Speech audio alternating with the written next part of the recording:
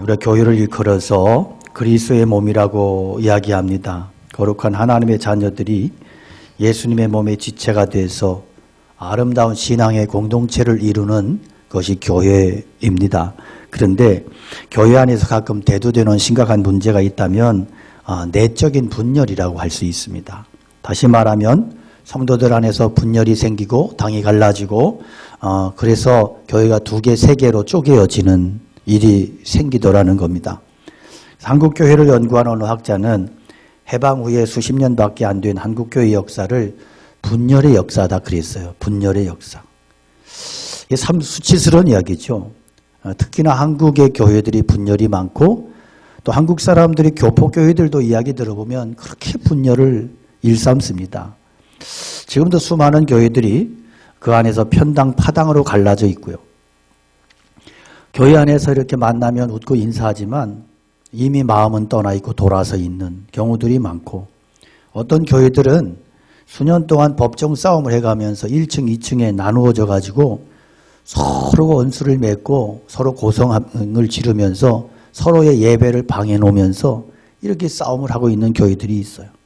참 어떻게 교회가 이럴 수 있을까? 참 답답하기 짝이 없습니다.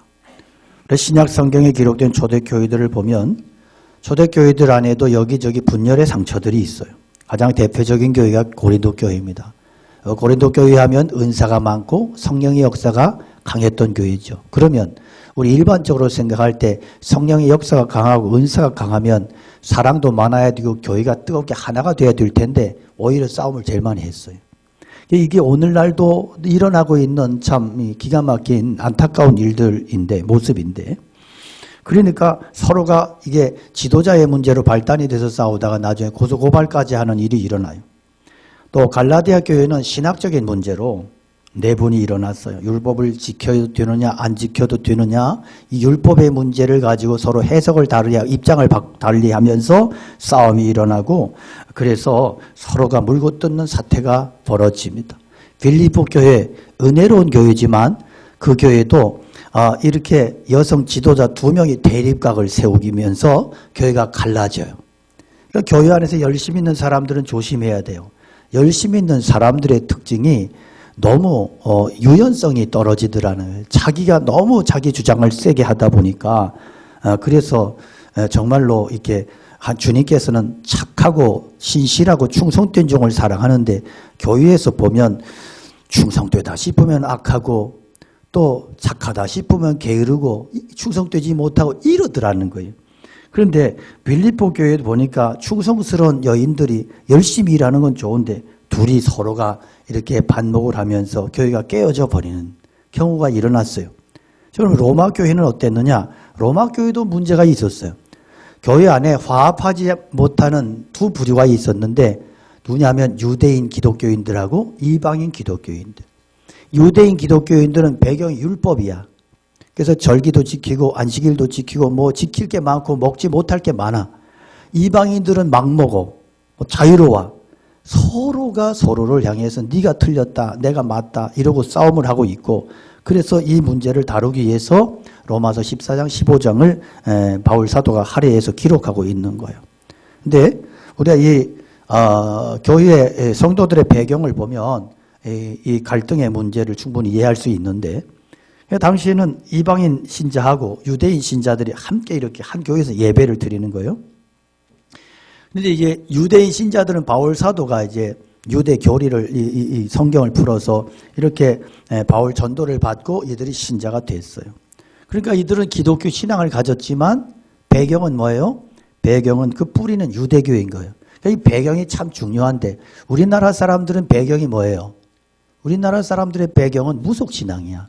그래서 우리나라 사람들의 기독교 신자들도 보면 무속적인 요소가 굉장히 많더라. 굉장히. 그래서 무속적인 요소, 불교적인 요소, 유교적인 요소 이런 것들이 다 짬뽕이 돼버린 이 배경을 무시 못하는 거예요. 예. 그래서 이 무당 종교에 깊이 있다가 기독교를 신앙하게 되면 무당 종교식으로 기독교를 신앙을 갖더라는 거예요. 이게 참 무서운 이야기고 안타까운 이야기. 근데 유대교 배경을 가진 사람들은 이제 이게 유대교를 자꾸 주장하는 거예요. 또 이방인 신자들은 이방인의 어떤 그런 사고방식이 가지고 있는 거예요. 그래서 서로가 맞지 않는 거예요. 충돌하는 거죠. 유대인들은 전통적으로 어릴 때부터 율법을 엄격하게 지키며 성장을 하는 거예요. 그러니까 예를 들면 정한 음식, 부정한 음식 가려서 먹고 또 절기 이런 것에 늘 이렇게 뿌리가 깊고 그러니까 예수 믿고 나서도 이거 버리지 못하는 거예요. 그리고 이걸 지켜야 신앙으로 이렇게 자꾸 해석을 하고 그렇게 생각을 하는 거죠. 그래서 예수 믿은 후에도 로마 교회 안에는 지나치다 싶을 정도로 이전에 관습을 고집하는 유대인들이 있었어요. 고기 먹는 건 죄고 경건하게 살면 채식을 해야 된다. 뭐 이런 것들. 안식일은 철저하게 지켜야 된다. 뭐 이런. 그러다 보니까 고기 먹는 신자들을 노골적으로 비난하고 그런 것에 대해서 자유로운 이방인 신자들을 정죄하고 그런 일들이 일어나. 그러니까 또 이방인 신자들의 입장에서 보면 왜 니들은 우리는 예수 믿고 구원받은 사람들인데 왜 유대교의 그런 어떤 관습을 가지고 그 강요하고 있느냐. 니들이 틀린 거다. 니들은 그러려면 유대교로 가라. 뭐 이렇게 되는. 이러다 보니까 자연스럽게 서로가 반목하게 되고 싸움이 일어나는. 서로를 멸시하고 비판하고 정죄하는 일이 일어났던 겁니다. 그래서 바울 사도는 이 두 부류의 사람들을 향해서 믿음이 연약한 자와 믿음이 강한 자 이렇게 불러요. 그러니까 사도는 이들을 너희들은 옳은 사람들, 너희들은 틀린 사람들 이렇게 이야기하지 않았어요. 믿음이 약한 자, 믿음이 강한 자 이렇게 이야기했어요. 이게 굉장히 중요한 부분이에요.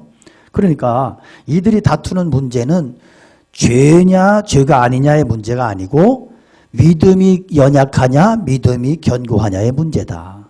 다시 말하면 진리냐 비진리냐의 문제가 아니라는 거예요. 지엽적인 문제라는 거예요. 본질이 아니라는 거예요. 그러니까 우리가 알다시피 하나님께서 하라고 하신 것을 하지 않으면 죄. 하나님께서 하지 말라는 것을 하라는 게 죄잖아요. 근데 이제 음식이나 절기의 문제는 우리가 예수 그리스도 안에서 예수 그리스도를 믿음으로 구원 얻는 새로운 길이 열린 우리 기독교인들 그리스도인들에게는 이런 문제들이 낡은 관습이다. 지나간 것이다. 지나간 것이다. 율법은 그림자다. 믿음이 좋고 나쁘게 의해서 일어나는 이 부수적인 문제로 인해서 교회가 갈등하지 마라. 교회가 이런 걸로 싸우지 마라. 그런 거예요.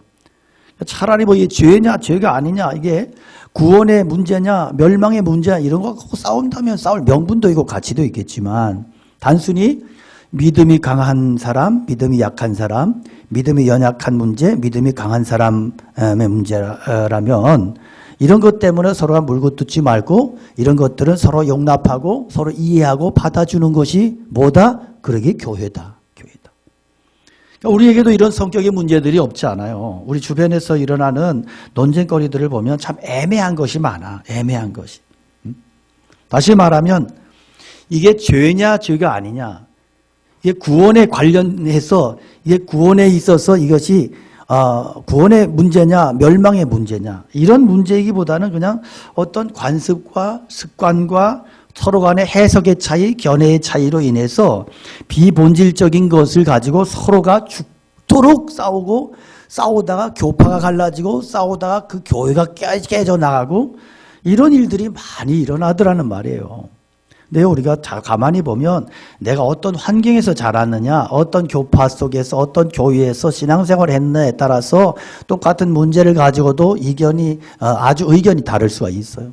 이런 견해 차이 때문에 교회 안에 보수와 진보, 그 다음에 강경파와 온건파가 생기는 거예요. 교회 안에서 비교적 강경한 입장을 고수하는 사람들은 목소리가 커요. 보수적이고 외골수로 믿는 그런 사람들은 믿음이 좋다는 평을 받아요.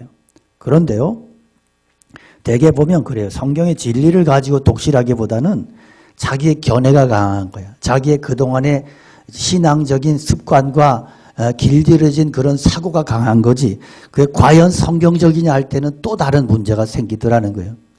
그러니까 여러분 오늘 설교를 잘 이해하고 들으셔야 돼요. 그러니까 내가 지금 신앙이 좋은 것 같은데 나는 신앙이 좋다고 생각하는데 가만히 보니까 과거의 어떤 배어진 습관, 과거로부터 가지고 있는 사고방식이 강한 것이지 성경적인 믿음이 강하지 않은 경우가 많더라. 그런 경우가. 예를 들면 신자들 중에도 아주 강경한 율법주의 목회자들 밑에서 신앙생활하는 사람들의 특징은 자기들만 신앙이 좋다는 착각에 빠져요. 그래서 저 사람은 저렇게 생각할 수도 있고 저렇게 신앙생활할 수도 있고 저렇게 해석할 수 있다라고 하는 부분을 용납을 못하는 거예요. 정죄해버리고 너는 왜 그래? 너는 틀린 거야. 너는 틀렸기 때문에 너는 나빠. 이렇게 정죄해버려. 제가 한 20, 30년 전에 굉장히 열심히 이렇게 그 하루에 8시간 이상 기도해야 목사다. 이런 세미나에 좀 한참 다녔어요. 예. 그래서 막 거기는 막 8시간 이상 기도해야 목사야. 그러니까 8시간 채우려니까 겁나 힘들어. 겁나. 막 시계를 보고 막 체크를 하는 거야.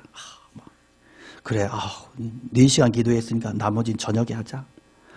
이러고 그거 안 하면 찝찝하고 막 그러면 일주일 있다 가면 또 겁나 두드려 맞아. 8시간 기도 못한 게 목사냐. 막 그러고. 그럼 막 옆에서 막 8시간 이상 기도한 목사들은 아멘! 막 이러고 난리도 아니고 막. 그래서 주일이라고 하는 미명하에 주일에는 돈 주고 물건 사도 안 되고 외식도 안 되고 멀리 가도 안 되고 자식들이 공부를 시켜도 안 되고 막 자식들이 공부하면 뺏어야 되고 막 기도시켜야 되고 막 이런 거 그래 막 책망하고 나무라고 막 많은 목회자들이 막 거기에서 막 또 분위기가 또 굉장히 영광로야. 막 회개도 많이 하고 막 기도도 하고 막 애를 쓰고. 그런데 제가 이 모임을 안 나가게 된 결정적인 계기가 있었는데 어느 날 제 자신을 보니까요. 야, 기도 안 하는 목사를 제가 사람으로 안 보더라고. 그러면서 야, 이놈아. 기도도 안 하는 게 목사. 너 그렇게 목회하는 게 목사냐? 제가 이러고 있는 거야. 그러니까 제가 어느 날 가보니까 제가 하나님이 돼 있더라고. 와, 제가 하나님이야. 그래서 제 주변에는 뭐 후배 목사들 이런 사람 제가 막 나무라고 있는 거야. 야, 너 그따위를 목회하려면 때려쳐 이놈아. 너 그러고도 목사냐? 막 이러고 있는 거야. 제가. 와, 위대하죠. 그래서 뭐 너무 정죄를 하고 있는 거예요. 제가. 아주 엄청 잘났어, 아주. 하나님이 따로 없어. 그리고, 그 수많은 목회자들 앞에서 그렇게 막 죽기 살기로 열변을 토하는 그분을 보니까 그분이 세미나에 막 수천 명씩 모이는데 앞에서 찬양 인도하는 청년들 막 밥이야, 밥. 막 조금만 실수하면, 반주자도 조금만 실수하면 반주자는 무릎 꿇고 거기에서 손 들고 있어. 빨리 무릎 꿇고 손 들어, 너네. 그럼 막 앰프 막 이렇게 조금만 뭐 하울링이 나거나 소리가 작으면 딱 쳐다보고 니들이 그러고도 밥을 먹냐 이놈들아. 이러고 노려봐요. 그러니까 야, 그걸 보면서 그 안에는 막 너무너무 열심도 있고 막 의도 충만하고 막 대단한데 그 속에 사랑도 없고 용납도 없고 예수님도 없는 거야. 십자가가 없어. 제가 치유를 공부하고 나서 수년 동안 치유를 공부하고 나서 다시 보니까 야, 자기는 강단에서 막 목숨을 걸고 막 의롭다고 진리를 주신다 그러는데 막 상처들이 막 쏟아져 나오는 게 보이더라고요. 십자가 사랑보다는 예수님의 용서보다는 진리라고 하는 의의 명분으로 사정없이 정죄하고 판단하고 책망하고 있는 어떤 이 정죄의식에 광분하는 그 모습이 너무너무 소름이 돋았어요. 그래서 제가 그 모임을 끊어버리고 그리고 하나님 앞에 기도하면서 제 자신의 이러한 모습들을 회개하고 그런 시간을 가졌습니다. 여러분 안타깝게도 한국교회 목회자들 중에는 율법과 복음과 율법주의가 혼재된 목사들이 많습니다. 그래서 십자가를 이야기하고 예수님을 이야기하지만 모든 신앙의 방식과 모든 사고방식과 가치관은 철저히 율법적이야. 그래서 율법으로 막 억누르고 율법으로 공포심을 조장하고 율법으로 책망하고 정죄하고 그런 속에서 신앙생활을 하고 신앙을 배운 분들도 많이 있어요. 근데 우리가 신앙에서 이성과 상식을 거부하고 무조건 문자적 해석만을 진리라고 그렇게 잣대를 들이대고 강요하는 것은요, 굉장히 위험합니다. 예. 이런 방식은 대부분 이단 교주들이 하는 방식이에요. 이들은 이성적 사고와 판단을 철저하게 마귀적이라고 거부해버리고 맹목적인 믿음, 맹신의 신앙을 강조해요. 그러나 여러분, 하나님께서 이성을 주신 것은 이 이성을 통해서 우리가 기도하며 선한 분별력을 가지고 세상 속에서 말씀을 적용해내면서 믿음을 지켜내려고 우리에게 이성을 주신 거예요. 그래서 우리는 이 바른 지성을 통해서 진리가 깨달아지고 바른 지성 안에서 믿음이 세워질 때 그 믿음이 견고하고 흔들리지 않는 그런 균형 잡힌 믿음이 되는 거예요. 그런데 대부분 신자들은요, 담임 목사의 거의 절대적인 영향을 받습니다. 여러분도 저를 미워하든 싫어하든 좋아하든 다 저의 신앙에 거의 절대적 영향을 받습니다. 근데 이전에는 소위 보수적인 목회자들은 주일 성수의 개념을 거의 병적으로 율법적으로 철저한 율법으로 가르치고 그렇게 적용을 하고 그렇게 강요했어요. 그래서 저도 어릴 때 교회에서 이렇게 탁구 치다가 엄청 혼이 났어요. 어딜 감히 주일을 거룩하게 지켜야 되는데 탁구를 치냐고, 탁구를. 그래가지고 무지하게 혼났어요. 그러니까 주일은 거룩히 지켜야 된다. 그럼 거룩히 지키는 게 뭐냐? 성경 보고 기도하고 찬송하고 성경 보고 기도하고 찬송하고 그러다가 피곤하면 낮잠도 자고 침도 흘리고 그래도 또 일어나면 성경 또 봐야 되고 이렇게 하는 게 잘 지키는 거다. 그러니까 그렇게 하는 사람은 다른 사람 정죄하기 시작하는 거예요. 주의를 저렇게 그럼 못 지키는 사람은 이렇게 살아야 되나? 이러고 불만이 생기고 이게 막 파벌이 생기고 이런 식이 되는 거예요. 여러분 한번 생각해 봐요. 성경 어디에 주일에는 아무것도 하지 말아야 되고 성경만 보고 기도하라고 하는 데가 어디 있어요? 그게 성경적이냐? 아니에요. 어찌 보면 목사의 개인적인 견해이고 목사의 견해로 강요할 수도 있고 안 할 수도 있는 차원에서 교회가 받아들여야 되는 거죠. 그런 것들을 진리다, 하나님의 말씀인 것처럼 내세우면, 강조하면 교회 안에 분쟁이 일어나기 쉽고요. 엄밀히 말하자면 여러분 구약의 안식일과 예수님께서 가르치신, 말씀하신 안식일의 개념은 달라요. 완전히 달라요. 우리는 구약의 안식일을 지키는 사람들이 아니에요. 그래서 오늘 예배도 안식일이 아닌 일요일, 주일에 예배를 드리는 거예요. 여러분 안식교인들하고 날을 가지고 싸우면 우리는 100번 집니다. 왜? 안식일은 토요일이 맞거든요. 율법적인 이 율법이 말하는 안식일은 토요일이 맞아요. 그럼 우리는 문자주의대로 하면 토요일 날 예배를 드려야 되는 거예요. 그거 아니잖아요. 그러니까 예수 그리스도 안에서 복음 안에서의 시간의 개념, 날의 개념, 이 가치의 개념은 완전히 다른 것입니다. 자, 이왕 얘기 나왔으니까 술, 담배. 여기 술, 담배 하시는 분들 꽤 계실 거예요. 이게 저는 이렇게 대충 보면 압니다. 그렇지만 하냐 안 하냐 물어보지는 않습니다. 그런데 이 술, 담배에 대해서 막 정죄하고 판단하고 비난하고 이러지 말아라. 그러니까 우리가 술, 담배를 마시고 피우고 이게 좋으냐 나쁘냐 하는 얘기는 얼마든지 교회 안에서 논할 수 있는 주제죠. 그렇지만 이걸 죄냐 아니냐를 가지고 따진다고 하면 성경적인 것인가 하는 거예요. 그러니까 누군가 신앙생활 하면서 술 마시고 또 담배 피우고 그런다고 그래서 아예 신앙 없는 사람으로 치부하면 안 된다는 거죠. 요즘은 개인 건강을 위해서 담배들 많이 끊잖아요.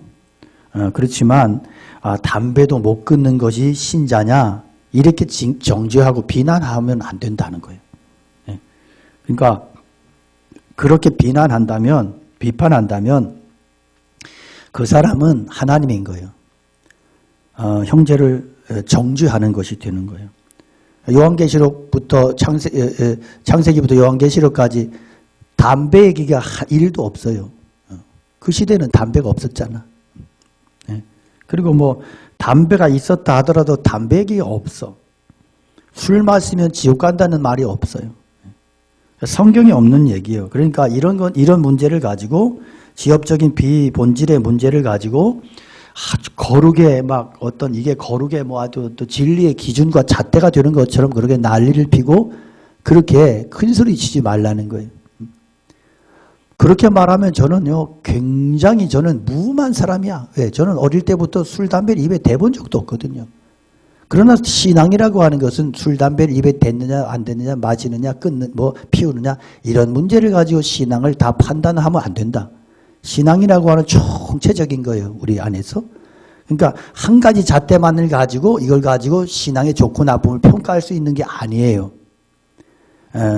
사실 한국교회가 술, 담배를 금한 이유는 다른 데 있고 제가 지난주에도 잠깐 말씀을 드렸지만 다음 시간에 이 부분은 좀 더 제가 말씀을 드리려고 그래요. 다음 시간에 결석하지 마시고, 예, 다음 시간에 보충해서 설교를 들으셔야 돼요.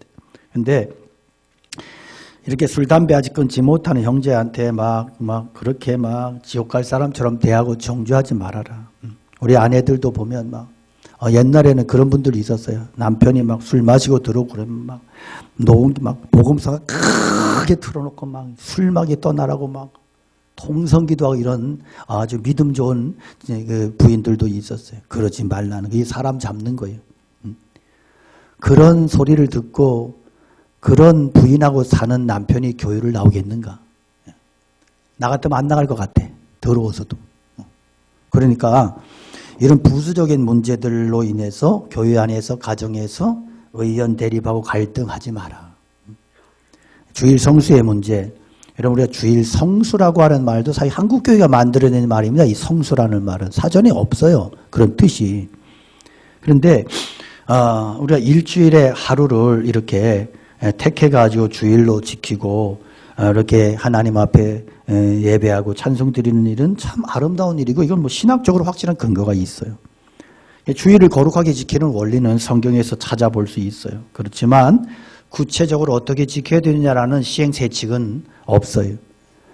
그럼 어떻게 하는 게 주일을 성수하는 거냐 할 때 이게 참 여러 가지 이야기들이 나올 수 있는 거죠. 그러니까 한국교회는 지금까지 주일 성수라는 개념을 끌어들여서 주일 성수를 많이 강조했는데 그게 결국은 어떤 구약의 안식일을 그대로 끌어들여서 이렇게 적용하고 하다 보니까 이게 복음과 율법이 또 충돌하는 이런 부분들도 있는 거죠.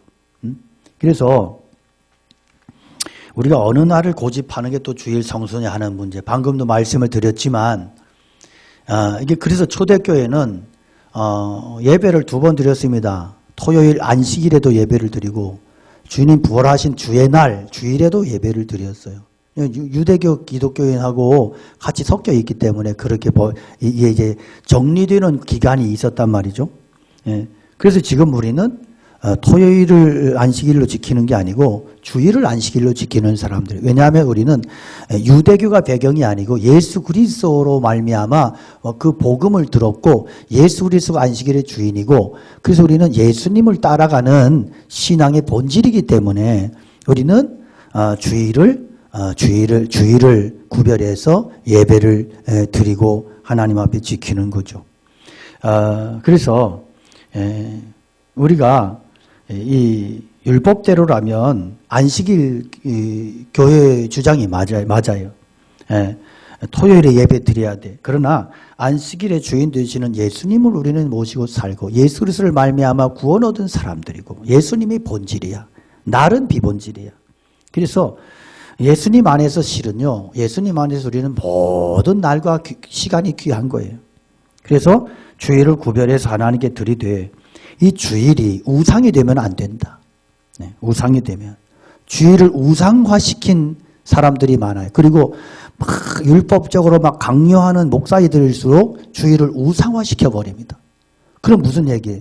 주일은 그렇게 지키고 나머지 날은 막 살아도 된다는 얘기. 이렇게 돼버리는 거예요.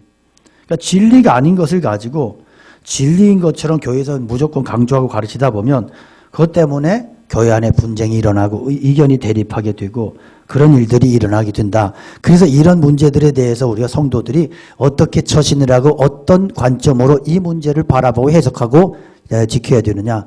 1절에 보니까 따라합시다. 믿음이 연약한 자를 너희가 받아들여라. 네, 이게 굉장히 중요한 말씀이에요. 믿음이 연약한 자를 너희가 받아들여라. 여러분 지금까지 신앙생활 하면서 우리 특별히 중직자들 잘 들으세요. 그동안 신앙생활하면 여러분 어떤 의식을 가지고 신앙생활 하셨어요? 믿음이 연약한 자를 너희가 정죄하되. 그렇게 신앙생활 하지 않았어요? 믿음이 연약한 자를 너희가 판단해라. 이러지 않았어요? 그렇게 신앙생활 했잖아요. 그걸 판단하고 막. 권사님들도 뭐 장로님들도 만수입사님들도 물론 뭐 본인들도 뭐 신앙이 그렇게 썩 좋은 것 같지는 않아요. 저를 비롯해서. 그런데 뭔가 한 가지 이렇게 뭔가 딱 걸리면 책망부터 하는 거예요. 그렇게 하면 어떻게 하냐. 교회에서 그러면 어떻게 하냐. 그렇게 하는 게 아니다. 그러고 막 그거 가지고 정죄하고 판단하기 시작하는 거예요. 그러지 말고 뭐하라? 받아들여라. 믿음이 연약하고 강하고의 문제라면 그것을 수용하고 용납해줘라. 여러분 날짜 가지고 싸우다가 이단 생긴 거예요. 안식일이 토요일이냐 주일이냐 서로 이거 가지고 쌈박질하고. 예수님 당시도 그랬어요. 예수님 안식일에 병 고쳤더니 사람들이 병 고친 건 관심이 없고 왜 안식일에 그거 했느냐고 따지고 달려들어요. 그랬더니 예수님께서 기가 막히시니까 야 임마 내가 안식일의 주인이다. 그렇게 말씀하시잖아요. 그렇게. 우리 가운데 이런 신자들이 참 많아요.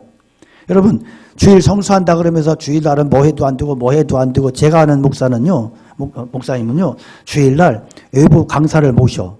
외부 강사를 모시는데 외부 강사를 모시고 밥도 안 먹이고 그냥 보내. 왜 그냥 보내는지 알아요? 주일날 밥 싸면 안 되니까. 주일날 밥을 사면 안식일을 범하는 거래네 또. 막 그런 데서 가서 각각 배워온 거야. 그런데 그러면 친구 목사가 그 강사가 밥을 사면 지는 또 먹어. 그래서 강사가 올 때 약속을 하고 오는 거야. 같이 밥 먹고 싶으면 네가 밥 사. 나는 오늘 안식일을 거룩하게 지켜야 되기 때문에 너한테 밥을 사줄 수가 없어. 여러분 바리새인도 이렇게까지 되면 심각해지는 거예요. 골치 아픈 거예요. 이게 달래서 바리새인 되는 게 아니에요. 우리 정신 똑바로 차려야 돼요. 그러니까 이게 아주 내 주장만이 옳다. 내가 믿는 것이 옳다. 그러니까 너희는 잔말 말고 나를 따라와라. 이런 거.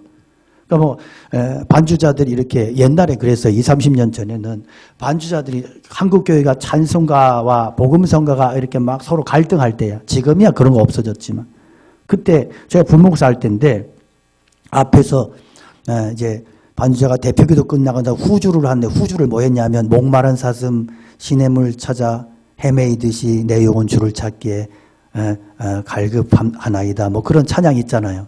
그 찬양 굉장히 좋은 찬양이야. 그걸 후주를 했더니 갑자기 분위기가 싸해서 보니까 그 눈을 뜨고 보니까 그 성질이 급한 장로님이 나와가지고 반주자를 막 이러고 있는 거야. 왜? 너 어떻게 감히 예배 시간에 복음성가를 반주할 수 있느냐는 거야. 와 대박. 자기는 믿음이 좋아서 그런 행동을 했다고 착각하지만 하나님 앞에서는 죽을 짓인 거예요. 그러니까 우리가 신앙생활을 하면서 이런 경우들이 많더라는 거예요. 그러면 우리가 주의를 지킨다 그러면서 그런데 그럼 나머지 날은 그러면 막 살아도 되는 거예요? 아니잖아. 11조 중요해요. 근데 11조 10분의 1만 드리면 나머지 내가 막 써도 되는 거예요? 아니에요. 다 주님의 것이고 시간도 주님의 시간이고 이게 청지기 의식이고 청지기 영성이야. 그래서 이것이 그렇게 보이고 그렇게 하는 것은 위선이 되는 거예요. 하나님 말씀 가지고 장난치지 말라는 거예요. 여러분 주일을 귀하게 여기는 사람은요 다른 날도 귀하게 살아야 돼. 11조 하나님이 구별하게 쓰는 사람은 구별해 드리는 사람은 나머지도 귀하게 쓰는 게 정상이야. 신앙이야.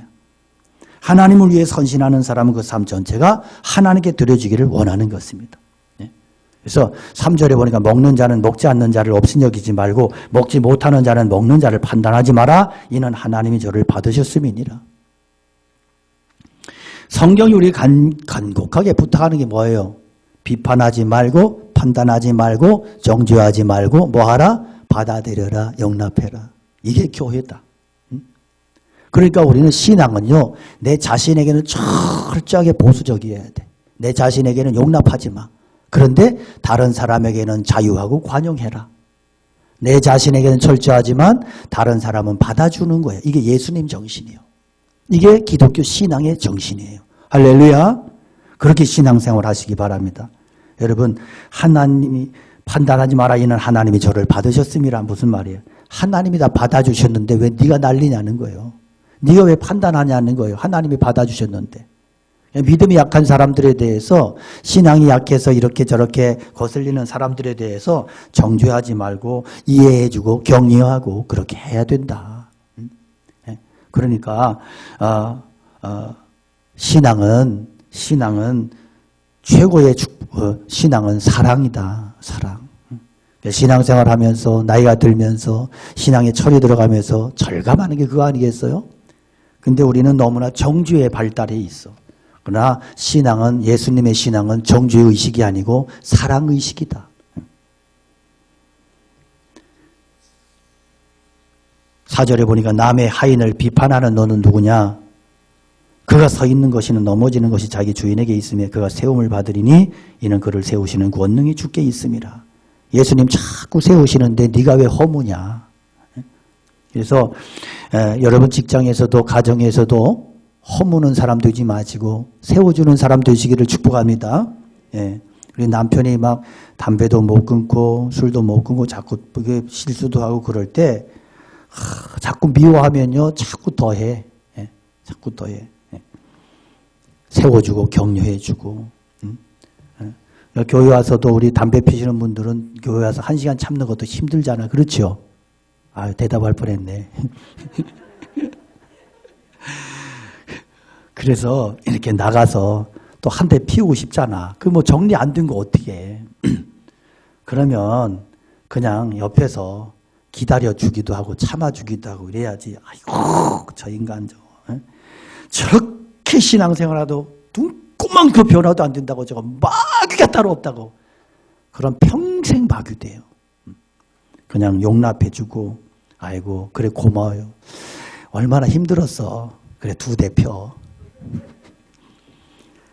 용납하는 게 신앙이고 사랑이 변화를 일으키고 사랑이 기적을 일으키고 사랑보다 더 큰 능력이 없습니다. 여러분 우리가 함께 한 교회 안에서 주님의 부르심을 받아서 살아가면서 아주 작은 문제, 유치한 문제 가지고 다투지 말고 정죄하지 말고 시험 들지 말고 좀 거슬리는 문제, 불편함의 문제라도 그것이 죄와 관계없는 문제라면 비본질적인 문제라면 그 형제의 그 사람의 약함을 이해해주고 받아들여주고 격려해주고 그렇게 할 때 주님의 교회가 은혜로운 교회, 주님을 기쁘시게 하는 교회, 믿음의 선한 공동체, 예수님의 사랑의 공동체를 이루어갈 줄로 믿습니다. 우리가 함께 그런 교회 세워가시고 그런 신앙 가지고 그렇게 승리하시기를 축복합니다.